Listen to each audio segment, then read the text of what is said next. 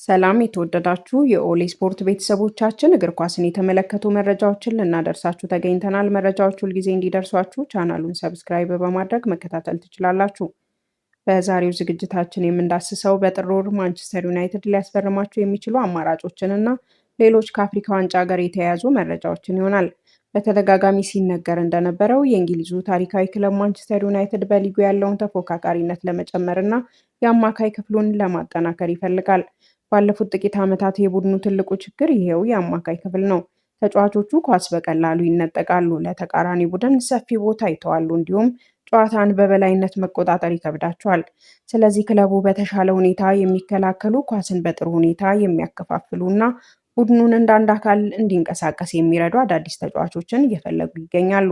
ከዚህ ጋር ተያይዞ ማንቸስተር ዩናይትድ ሊያስፈርማቸው የሚችላቸው ተጫዋቾችና ቡድኑን እንዴት ሊረዱ እንደሚችሉ ከዚህ ቀጥለን እንመለከታለን። የመጀመሪያው አማራጭ አዳም ዋርተን ሲሆን አዳም ዋርተን በክሪስታል ፓላስ የሚጫወት ወጣት አማካይ ነው። ኳስ በሚይዝበት ጊዜ አይደናገጥም። ኳስ የማቀበል ችሎታውን በጣም ጥሩ ነው። የማጥቃት እንቅስቃሴን ለመጀመር አጫጭር መሆኑ ረዥም ኳሶችን በብቃት ያቀብላል። ጨዋታን የማንበብና ትክክለኛ ውሳኔዎችን የማሳለፍ ችሎታ አለው። ገና ወጣት በመሆኑ ለዩናይትድ ለረዥም ጊዜ የሚያገለግል ቁልፍ ተጫዋች ሊሆን ይችላል ተብሎም ይታሰባል። ሁለተኛው አማራጭ ኤሊዮት አንደርሰን ሲሆን ኤሊዮት አንደርሰን ጠንክሮ የሚሰራና ከፍተኛ ጉልበት ያለው ተጫዋች ነው። መከላከልም ሆነ ማጥቃት ላይ ቡድኑን ያግዛል። በጨዋታ ወቅት ብዙ ሮጦ በመጫወትና ብዙ ቦታ በመከላከል ለተቃራኒ ቡድን ተጫዋቾች እረፍት አይሰጥም። ኳስን ከአማካይ ክፍል ወደ ማጥቃት በፍጥነት በማድረስ ረገድም በጣም ጥሩ ነው። በከፍተኛ ጉልበትና ፍጥነት መጫወት ለሚፈልግ ቡድንም በጣም ተስማሚ ተጫዋች ነው። ሶስተኛው አማራጭ ካርሎስ ባሌባ ነው።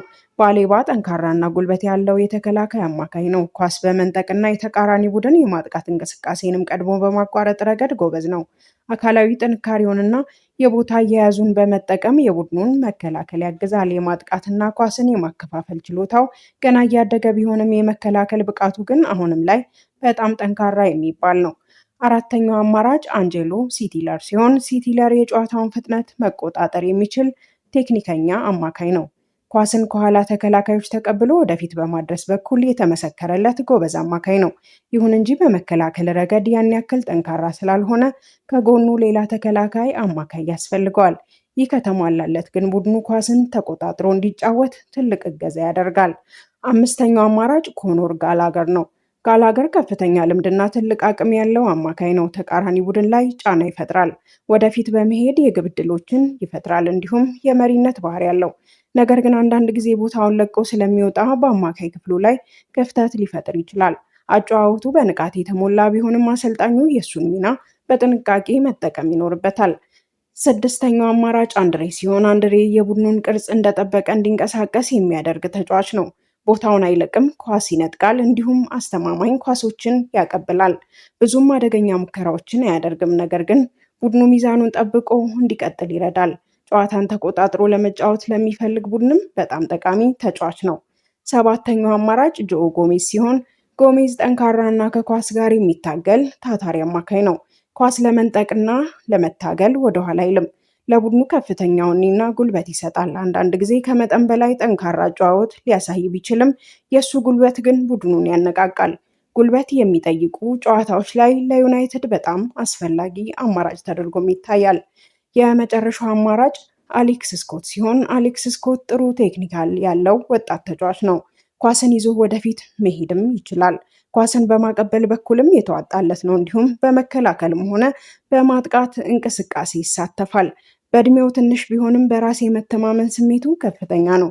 ሁሉንም ጨዋታ በቋሚነት ለመጀመር ባይደርስም ለወደፊት ግን ትልቅ ተጫዋች የመሆን አቅም እንዳለው ይታመናል። በመቀጠል የምንመለከተው በሞሮኮ አስተናጋጅነት ሲከናወን የቆየውን የአፍሪካ ዋንጫ የሶስተኛ ቀን ውሎ ይሆናል። በሶስተኛው ቀን የአፍሪካ ዋንጫ ውሎ ናይጄሪያ፣ ቱኒዚያ፣ ሴኔጋል እና ዲሞክራቲክ ኮንጎ አሸንፈዋል። እነዚህ ውጤቶችም ቡድኖቹ ወደ ቀጣዩ ዙር ለማለፍ የሚያደርጉትን ጉዞ ያግዛቸዋል። የመጀመሪያው ጨዋታ ቱኒዚያ ከኡጋንዳ ያደረጉት ሲሆን ቱኒዚያ ኡጋንዳን 3-1 በሆነ ውጤት አሸንፋለች። ቱኒዚያዎች ገና በጨዋታው መጀመሪያ ግብ በማስቆጠር አብዛኛውን የጨዋታ ክፍል በበላይነት ተቆጣጥረው አሳልፈዋል። ኳስን በጥሩ ሁኔታ በማንሸራሸርም በርካታ የግብ ዕድሎችን ፈጥረዋል። ኡጋንዳዎች ወደ ጨዋታው ለመመለስ በመታገል ዘግይተው ግብ ያስቆጥሩም ቱኒዚያዎች ሳይደናገጡ ጨዋታውን በድል አጠናቀዋል። ቀጣዩ ጨዋታ ናይጄሪያ ከታንዛኒያ ያደረጉት ሲሆን ናይጄሪያ ታንዛኒያን 2-1 በሆነ ውጤት አሸንፋለች። ናይጄሪያዎች ከመጀመሪያው አጋማሽ መጠናቀቅ በፊት የመጀመሪያውን ግብ አስቆጥረዋል። በሁለተኛው አጋማሽ መጀመሪያ ላይ ታንዛኒያ ግብ በማስቆጠር ውጤቱን እኩል ማድረግ ችሎ የነበረ ቢሆንም ናይጄሪያ በፍጥነት ሌላ ግብ በማስቆጠር እስከ ጨዋታው ፍጻሜ ድረስ ውጤቱን አስጠብቃ ወጥታለች። ሌላኛው ጨዋታ ሴኔጋል ከቦትስዋና ያደረጉት ሲሆን ሴኔጋል ቦትስዋናን 3-0 በሆነ ውጤት አሸንፋለች። ሴኔጋል በጨዋታው በሙሉ ጥንካሬዋንና ልምዷን በተግባር አሳይታለች። 3 ግቦችን በማስቆጠርም ለቦትስዋና ብዙም የግብ ዕድል አልሰጡም። ይህም ሴኔጋል በራስ መተማመንን የታከለበት ጠንካራ ብቃት ያሳየችበት ጨዋታ ነበር። በመጨረሻም ዲሞክራቲክ ኮንጎ ከቤኒን ተጫውተው ዲአር ኮንጎ ቤኒንን 1-0 አሸንፋለች። የማሸነፊያዋን ግብ በመጀመሪያው አጋማሽ ካስቆጠሩ በኋላ ትኩረታቸውን በመከላከል ላይ አድርገዋል። ቤኒኖች ውጤቱን እኩል ለማድረግ ጥረት ቢያደርጉም ዲአር ኮንጎዎች ግን ተደራጅተው በመከላከል መሪነታቸውን እስከ መጨረሻው አስጠብቀዋል። እነዚህ ውጤቶች ለቱኒዚያ፣ ለናይጄሪያ፣ ለሴኔጋል እና ለዲአር ኮንጎ ጠቃሚ ነጥቦችን ያስገኙ ሲሆን ወደ ቀጣዩ የአፍሪካ ዋንጫ ዙር ለማለፍ አቅርበዋቸዋል። ለሰዓቱ የያዝናቸው መረጃዎች እነዚህን ይመስሉ ነበር። ስትከታተሉን ስለቆያችሁ እናመሰግናለን። ድጋሚ ያገናኘን ኖስቤሞስ